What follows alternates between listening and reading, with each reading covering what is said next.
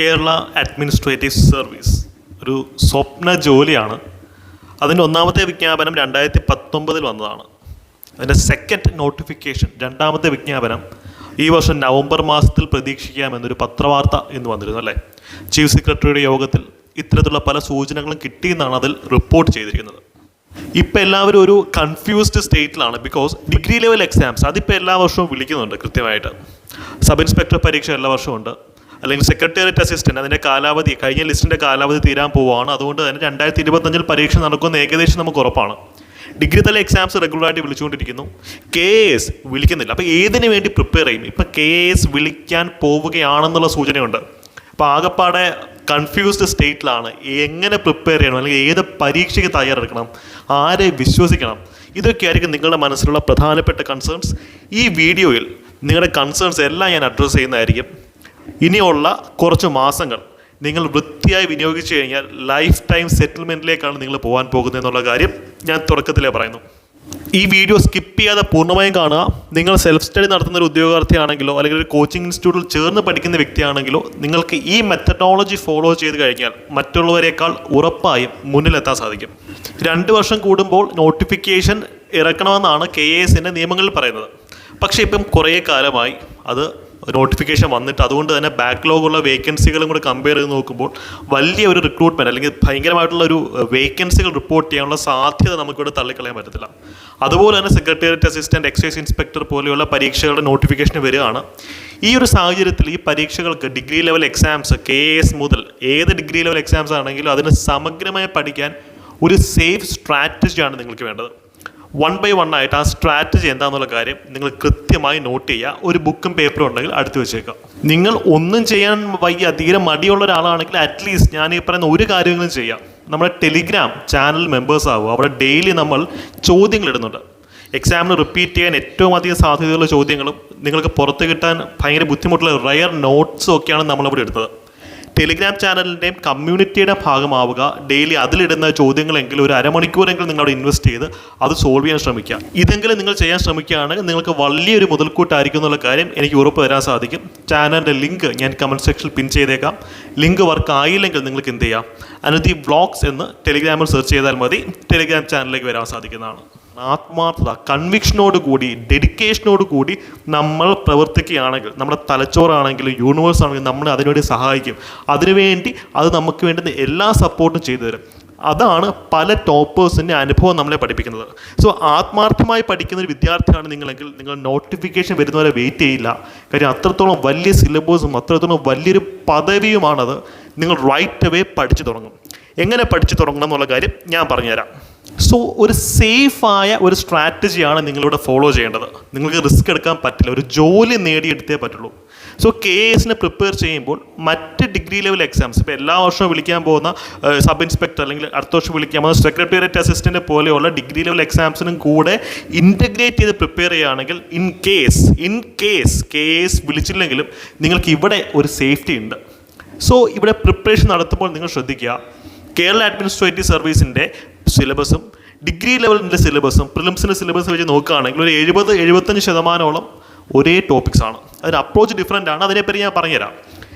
അപ്പോൾ common topics first priority കൊടുത്ത് പഠിച്ചു തീർക്കാൻ നിങ്ങൾ ശ്രമിക്കുക.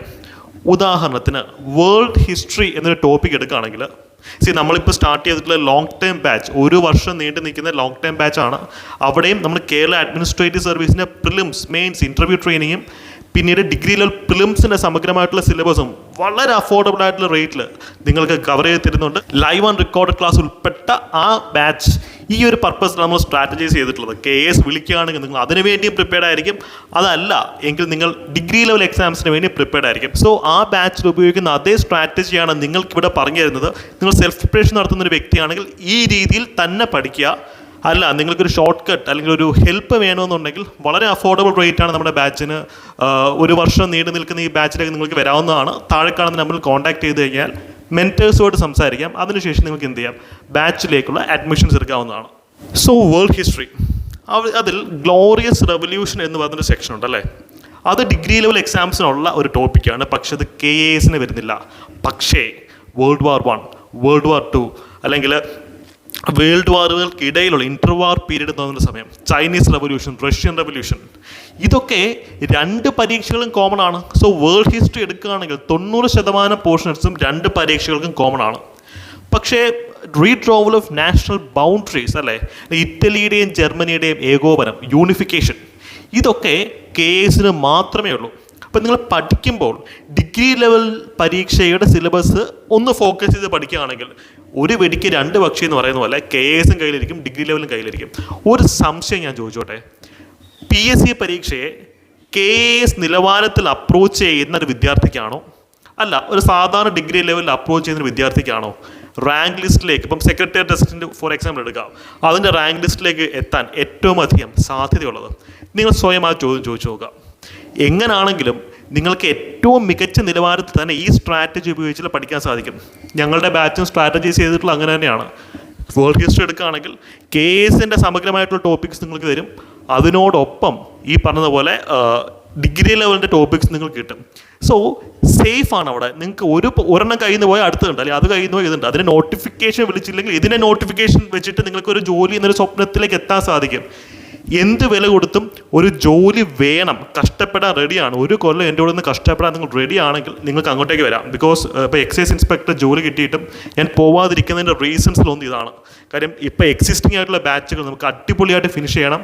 അതിനോടൊപ്പം കേരളത്തിലെ ഏറ്റവും അഫോർഡബിൾ ആയിട്ടുള്ള ഡിഗ്രി ലെവൽ KS ബാച്ച് ഇതാണ് ഞാനിപ്പോൾ ലോഞ്ച് ചെയ്തിട്ടുള്ളത്. നിങ്ങൾക്ക് ക്വാളിറ്റിയുടെ കാര്യത്തിൽ ഒരു കോംപ്രമൈസും ഇല്ലാത്ത രീതിയിൽ ക്ലാസ്സുകൾ അറ്റൻഡ് ചെയ്യാൻ വേണ്ടി അങ്ങോട്ടേക്ക് വരാം. സോ ഞാൻ ഈ പറഞ്ഞതുപോലെ ഓരോ വിഷയവും നിങ്ങൾ എടുക്കുക, കോൺസ്റ്റിറ്റ്യൂഷൻ എടുക്കുക. അപ്പം ഡിഗ്രി ലെവലിലേക്ക് വരുമ്പോൾ സിവിക്സിൻ്റെ പോർഷൻസ് എക്സ്ട്രാ ഉണ്ട്, KSന് അതില്ല. KSനകത്ത് വരുമ്പോഴത്തേക്ക് ചില ആർബിട്രേഷൻസിൻ്റെ പോർഷൻസ് എക്സ്ട്രാ ഉണ്ട്, ഡിഗ്രി ലെവലിന് അതില്ല. ഓരോ ഇപ്പം സയൻസ് ആൻഡ് ടെക്നോളജി എടുക്കുക. സയൻസ് ആൻഡ് ടെക്നോളജിയിൽ ICT, information and communication technology എന്ന് പറയുന്ന പോർഷൻസ് ഒഴിച്ച് ബാക്കി എല്ലാ പോർഷൻസും KSനും ഡിഗ്രി ലെവലിനും ഒരേ സിലബസ്, ഒരു കുത്തോ കോമയോ പോലും ബാക്കിയില്ല. അതുകൊണ്ട് നിങ്ങളിനി എക്സ്ക്യൂസസ് പറഞ്ഞ് പഠനം നീട്ടി വയ്ക്കരുത്. നമ്മുടെ മുമ്പിൽ ഇപ്പോൾ സമയമുണ്ട്. ഇപ്പം പഠിച്ചു തുടങ്ങിക്കഴിഞ്ഞാൽ ആ ഒരു ഡിഗ്രി ലെവൽ എക്സാം അല്ലെങ്കിൽ ഏറ്റവും പ്രൊമോഷൻ സാധ്യതകളും പദവിയും ശമ്പളവും കൂടുതൽ അവിടെ തന്നെയാണ്. അധികാരവുമുള്ള ആ ഒരു ജോലിയിലേക്ക് നിങ്ങൾക്ക് എത്തിപ്പെടാൻ സാധിക്കും. ഈ വീഡിയോ കാണുന്ന 10th ലെവൽ അല്ലെങ്കിൽ +2 ലെവൽ പരീക്ഷകൾ സ്വപ്നം കാണുന്ന ആൾക്കാരോട് എനിക്ക് പറയാനുള്ള ഒരു കാര്യമാണ്, നിങ്ങൾ ഡിഗ്രി ലെവൽ ടാർഗറ്റ് ചെയ്ത് കഴിഞ്ഞാൽ ബാക്കിയുള്ള പരീക്ഷകൾ ലളിതമായിരിക്കും. ഇപ്പം 10th ലെവൽ LDCയുടെ ബാച്ചുകൾ ഞങ്ങൾ റൺ ചെയ്യുന്നതും സെയിം സ്ട്രാറ്റജിയിലാണ്. ഡിഗ്രി ലെവലിൽ നോട്ട്സ് വെച്ചിട്ടാണ് നമ്മളവിടെ പഠിപ്പിക്കുന്നത്. അപ്പം നമുക്കറിയാം ഈ 10th ലെവൽ അല്ലെങ്കിൽ LDCയുടെ റാങ്ക് ലിസ്റ്റ് വരുമ്പോൾ അവിടെ ഏറ്റവും കൂടുതൽ ഷൈൻ ചെയ്യാൻ പോകുന്നത് ഡിഗ്രി ലെവലിൽ പഠിക്കുന്ന സ്റ്റുഡൻസ് ആയിരിക്കും. ബിക്കോസ് അവരുടെ ഒരു ബാക്കപ്പ് പ്ലാനായിട്ടാണ് ഇതിരിക്കുന്നത്. സോ ഏത് പരീക്ഷയ്ക്കാണെങ്കിലും നിങ്ങൾ ഉയർന്ന നിലവാരത്തിൽ പഠിച്ചു കഴിഞ്ഞാൽ നിങ്ങൾ പഠിക്കുന്ന അറിവ് ഒരിക്കലും വേസ്റ്റ് ആവില്ല. നിങ്ങൾക്കത് ജീവിതത്തിൽ എന്നും ഒരു മുതൽക്കൂട്ടായിരിക്കും. കാര്യം അറിവാണ് ആയുധം. ഒരു മനുഷ്യനെ മനുഷ്യനാക്കുന്നത് അവൻ്റെ അറിവാണ്. കിട്ടാവുന്നിടത്തോളം അറിവ് നേടിയെടുക്കുക, പരീക്ഷയ്ക്ക് ഉതകുന്ന രീതിയിൽ അതിനെ പരുവപ്പെടുത്തുക. ചവറ് പോലെ പഠിക്കരുത്, പ്രോപ്പറായ സിലബസ് വെച്ച് തന്നെ പഠിക്കുക, പക്ഷെ ആത്മാർത്ഥമായി പഠിക്കുക. അതാണ് റാങ്ക് ഹോൾഡേഴ്സിൻ്റെ അനുഭവം നമ്മളെ പരിചയപ്പെടുത്തുന്നത്. സോ എനിക്ക് നിങ്ങൾ തരേണ്ടുന്ന ഒരു അഷുറൻസ് ഇത് മാത്രമാണ്. അനാവശ്യമായ എക്സ്ക്യൂസുകൾ പറഞ്ഞ് സ്വയം പറ്റിക്കരുത്. ഇതിന് നോട്ടിഫിക്കേഷൻ വരത്തില്ല, വന്നിട്ടും വലിയ കാര്യമില്ല, അല്ലെങ്കിൽ അതാണ് ഇതാണ്, ചപ്പാണ് ചവറാണ്, എക്സ്ക്യൂസസ് പറഞ്ഞ് നിങ്ങളുടെ പഠനം മാറ്റി വയ്ക്കരുത്. ഫോക്കസ്ഡ് ആയിട്ട് പഠിക്കാം. കാര്യം ഇതുപോലൊരു അവസരം നമുക്കിനി വരണമെന്നില്ല. ഇലക്ഷൻസും കൂടെ വരാൻ പോകുന്നൊരു ഒരു മാസ് റിക്രൂട്ട്മെൻറ്റ് നമ്മളിവിടെ പ്രതീക്ഷിക്കുന്നുണ്ട്, ഡിഗ്രി ലെവലിലാണെങ്കിലും ഏത് ലെവലിലാണെങ്കിലും. അതുകൊണ്ട് തന്നെ ആത്മാർത്ഥമായിട്ട് തന്നെ പഠനം ആരംഭിക്കുക. ഇവിടെ നിങ്ങൾ എനിക്ക് ഒരു വാക്ക് കമൻറ്റ് സെക്ഷൻ രേഖപ്പെടുത്തുക. ഞാൻ പഠിച്ച് തുടങ്ങുകയാണെന്ന് കമൻറ്റ് സെക്ഷൻ രേഖപ്പെടുത്തുക. സോ നിങ്ങളുടെ സപ്പോർട്ടാണ് ഞങ്ങളെ ഇങ്ങനെ മുന്നോട്ട് കൊണ്ടുപോകുന്നത്. ചാനൽ സബ്സ്ക്രൈബ് ചെയ്യാത്ത ആൾക്കാർ നമ്മുടെ ചാനൽ നിങ്ങൾക്ക് ബെനിഫിഷ്യലായി തോന്നുന്നുണ്ട് എന്നുണ്ടെങ്കിൽ ഉറപ്പായും സബ്സ്ക്രൈബ് ചെയ്ത് സപ്പോർട്ട് ചെയ്യുക. നിങ്ങളുടെ വിലപ്പെട്ട മറ്റ് ഫീഡ്ബാക്കുകളും കമൻറ്റ് സെക്ഷനിൽ രേഖപ്പെടുത്തുക കേട്ടോ. Thank you.